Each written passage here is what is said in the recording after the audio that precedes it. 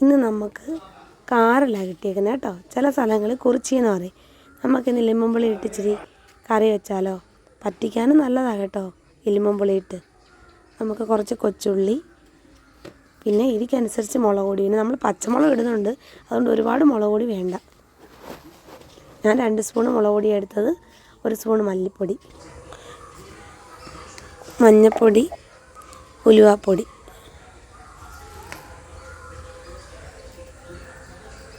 ആവശ്യത്തിനുള്ള വെള്ളം ചേർത്ത് അരച്ച് നമുക്ക് ചട്ടിക്കകത്തോട്ട് ഒഴിക്കാം. ആവശ്യത്തിനുള്ള ഉപ്പ് ചേർക്കാൻ മറന്നു പോകരുത് കേട്ടോ.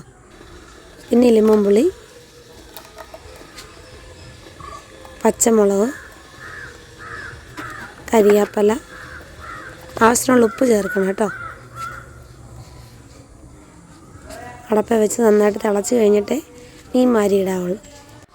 ഇഞ്ചി അരയ്ക്കേണ്ടവർക്ക് അരയ്ക്കാം കേട്ടോ. നന്നായിട്ട് കഴുകി വൃത്തിയാക്കി വെച്ചിട്ടേക്കുന്ന കാരൽ അഥവാ കുറിച്ചി ഒരുപാട് വേവുള്ള മീനല്ല, അതുകൊണ്ട് ഒത്തിരി അങ്ങ് ഇതാവണ്ട. നന്നായിട്ട് തിളച്ച് വന്നിട്ടുണ്ട്. ചാറൊന്ന് പറ്റി വരുന്ന രീതിയാകുമ്പോൾ നമുക്ക് ഇറക്കാം. മീൻകറി ready. Okay, Tata, bye bye, നാളെ കാണാം.